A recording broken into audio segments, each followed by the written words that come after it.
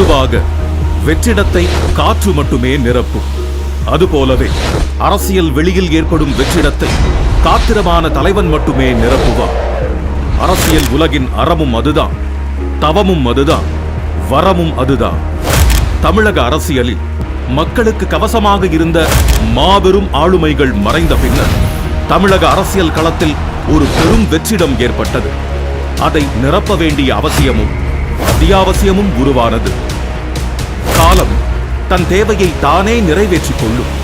அந்த அடிப்படையில் ஓர் அரசியல் தேவை ஏற்படும் போதுதான் மாபெரும் அரசியல் இயக்கம் தோன்றும். அப்படி தமிழக அரசியல் களத்தின் தேவைக்காக உதித்த இயக்கம்தான் தமிழக வெற்றிக் கழகம். இந்த இயக்கத்தின் காத்திரம் மிக்க, வசீகரம் மிக்க, ஆளுமை மிக்க தலைமைதான் நம் வெற்றி தலைவர் விஜய் அவர்கள். கட்சியின் அமைப்பு, தலைமை கழக நிர்வாகிகள் மற்றும் செயற்குழு உறுப்பினர்கள் 110 பேருடன் ஆலோசனை கூட்டம் நடத்தப்பட்டு அதற்கான அறிவிப்பு வெளியிடப்பட்ட அந்த நாள்தான் 2024ஆம் ஆண்டு பிப்ரவரி மாதம் 2ஆம் தேதி. அன்றே இந்திய தேர்தல் ஆணையத்திலும் அரசியல் கட்சி பதிவுக்காக விண்ணப்பிக்கப்பட்டது. தலைவர், பொதுச் செயலாளர், பொருளாளர், தலைமை நிலைய செயலாளர் மற்றும் கொள்கை பரப்பு துணை செயலாளர் என தலைமை கழகத்தின் முக்கிய நிர்வாகிகளை அறிவித்தார் நம் வெற்றி தலைவர். பாண்டிச்சேரியில் பாலியல் வன்முறைக்கு ஆளான பெண்ணுக்காக ஓங்கி குரல் கொடுத்த கண்டன அறிக்கைதான் தலைவரின் முதல் அரசியல் அறிக்கை. பெண்களுக்கான முக்கியத்துவத்தை கழகத்தின் தன் இயல்பாகவே ஆக்கினார் நம் வெற்றி தலைவர். கட்சிக்கான உறுப்பினர் சேர்க்கை அணிக்கு கட்சியின் பெண் தோழர் ஒருவரையே பொறுப்பாளராக அறிவித்ததே அதற்கு சாட்சி. கட்சியில் உறுப்பினராக சேர்வதற்கு வாக்காளர் அடையாள அட்டை எண்ணும் ஆதார் எண்ணும் கட்டாயம் என்று அறிவிக்கப்பட்டது. உறுப்பினர் சேர்க்கைக்கென தனி செயலி ஒன்று மகளிர் தினத்தன்று அறிமுகப்படுத்தப்பட்டது. தனி செயலி அறிவிக்கப்பட்ட சில மணி நேரங்களிலேயே கட்சியின் உறுப்பினர்களின் எண்ணிக்கை பல லட்சங்களாக உயர்ந்தது. கழக உறுப்பினர்கள் பட்டியலில் இளைஞர்களும் இளம் பெண்களும் குடும்ப தலைவிகளுமே பெரும் பங்கு வகிக்க தொடங்கினர். இஸ்லாமிய சகோதரர்களுக்கு எதிரான ஒன்றிய அரசின் குடியுரிமை திருத்த சட்டத்தை கடுமையாக எதிர்த்து அறிக்கை வெளியிடப்பட்டது. சக மனிதர்களுக்கான பாதுகாப்பை உறுதி செய்யும் அரசியல் கட்சியே தமிழக வெற்றிக் கழகம். 2024ஆம் ஆண்டு பாராளுமன்ற தேர்தலில் வாக்களிப்பதற்காகவே ரஷ்யாவில் நடந்த படப்பிடிப்பில் இருந்து தாய் மண் தமிழகத்திற்கு பறந்து வந்தார் நம் தலைவர்.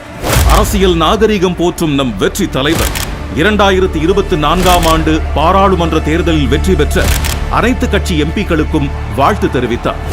அரசியல் கட்சிகளாக அங்கீகாரம் பெற்ற விடுதலை சிறுத்தைகள் கட்சிக்கும் நாம் தமிழர் கட்சிக்கும் தன் மனப்பூர்வமான வாழ்த்துக்களை தெரிவித்தார். ஆளும் திமுக அரசின் அலட்சியமான நிர்வாகத்தால் கள்ளக்குறிச்சி பகுதிகளில் பெருக்கெடுத்து ஓடிய கள்ளச்சாராயம் எண்ணற்ற மனித உயிர்களை காவு வாங்கியது.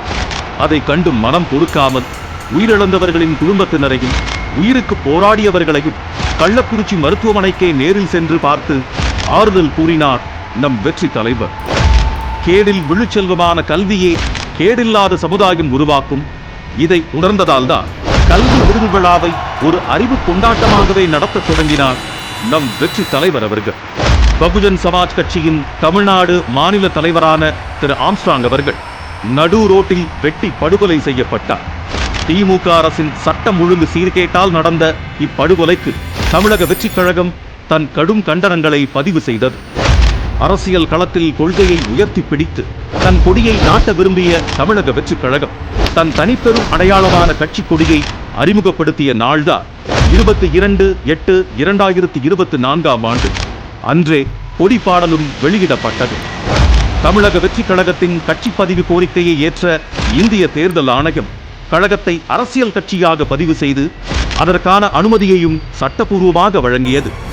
தந்தை பெரியாரின் பிறந்த நாள் அன்று சிங்கத்தின் குகைக்கே சென்று சிறப்பு செய்தது போல தந்தை பெரியார் உலவிய பெரியார் திடலுக்கே சென்று மலர் மரியாதை செய்தார் நம் தமிழக வெற்றிக் கழக தலைவர். கட்சியின் கொள்கைகளை, செயல் திட்டங்களை அறிவிக்க கட்சியின் முதல் மாநில மாநாட்டை விழுப்புரம் மாவட்டம் விக்கிரவாண்டி அருகில் உள்ள வி சாலையில் நடத்த முடிவெடுத்தார் நம் தலைவர். அந்த மாநாட்டிற்கு வெற்றி கொள்கை திருவிழா என்றும் பெயர் சூட்டினார். அதற்கான அறிவிப்பையும் வெளியிட்டார். மாநாட்டு பணிகளுக்கான கால்கோள் விழாவே ஒரு மண்டல மாநாடு போலவே இருந்ததை கண்டு ஊடகங்களும் அரசியல் கட்சிகளும் வியந்தன. சென்னை மெரினாவில் நடந்த இந்திய விமானப்படை சாகச நிகழ்ச்சியில் அடிப்படை வசதிகளையும் பாதுகாப்பு முன்னேற்பாடுகளையும் கூட செய்யாமல் அலட்சியம் காட்டியது தற்போதைய ஆளும் அரசு. அதனால் பல மனித உயிர்கள் பலியாகின. அந்நிகழ்வின் போது உயிரிழந்தோருக்கு ஆறுதலையும் அரசுக்கு கடும் கண்டனங்களையும் கழக தலைவர் தெரிவித்தார். மாநாட்டு திடல் பணிகள் நடக்கும் வேளையில் கழக மாநாட்டிற்கு தொண்டர்களை அழைப்பதற்காக அறிஞர் அண்ணாவின் கடித முறையை கையில் எடுத்தார் நம் வெற்றி தலைவர். அவர் எழுதிய 3 கடிதங்களும் அரசியல் அரங்கில் விவாதங்களையும் தொடங்கி வைத்தன. மாநாட்டில் கழகத்தின் கொள்கை தலைவர்களை அரசியல் உலகமே அதிர அறிவித்தார் நம் வெற்றி தலைவர். கொள்கைகளையும் செயல் திட்டங்களையும் கட்சியின் தோழர்களை வைத்தே அறிவிக்க வைத்தார். தன் அரசியல் நிலைப்பாடான அதிகார பகிர்வை கட்சியில் இருந்தே தொடங்கினார். உணர்வு பூர்வமாக அமைந்த வெற்றி தலைவரின் மாநாட்டு சிறப்புரையை கேட்டு உலகமே பிரமித்தது. மாநாட்டுக்கு பிறகான மாதங்களிலும் அந்த பேச்சே பேசு பொருளாகவும் பெரும் விவாத பொருளாகவும் இருந்தது. மாநாட்டின் பிரம்மாண்ட வெற்றிக்கு நன்றி தெரிவித்து 4வது கடிதத்தையும் எழுதினார் நம் கழக தலைவர்.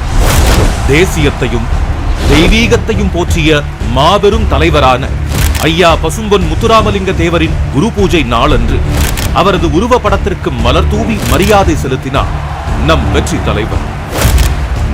மாநாட்டு திடலில் திரண்டிருந்த கட்டுக்கடங்காத மக்கள் வெள்ளத்திற்கு அணை போட இயலாத சூழலில் மக்களின் பாதுகாப்பு கருதி தீர்மானங்கள் நிறைவேற்ற இயலாத சூழல் உருவானது.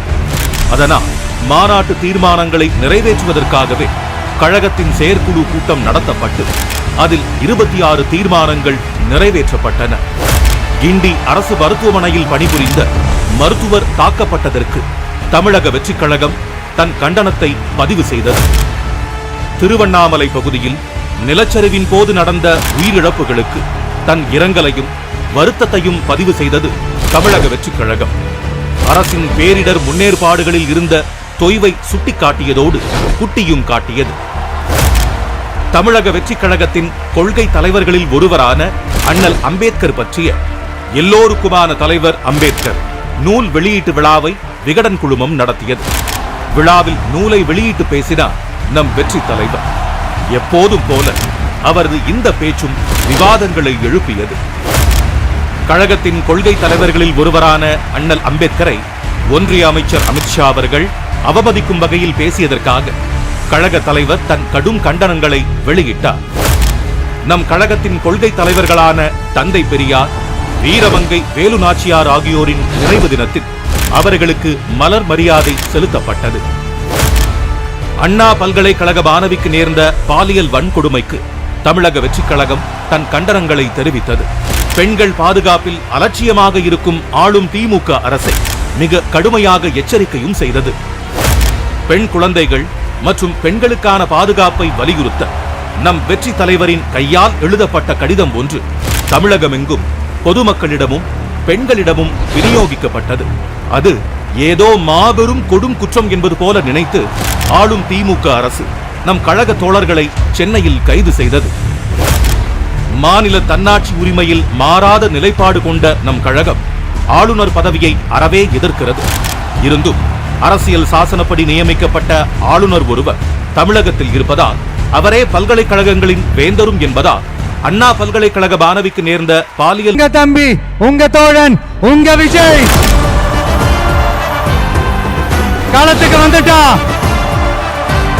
ஒவ்வொரு வீட்டில் இருக்கிற ஒரு மகனா, அண்ணனா, தம்பியா, தோழனா, உங்கள ஒருத்தனா, உறவா, நட்பா நான் வர புதுமையாய் நாம் செய்வோம்.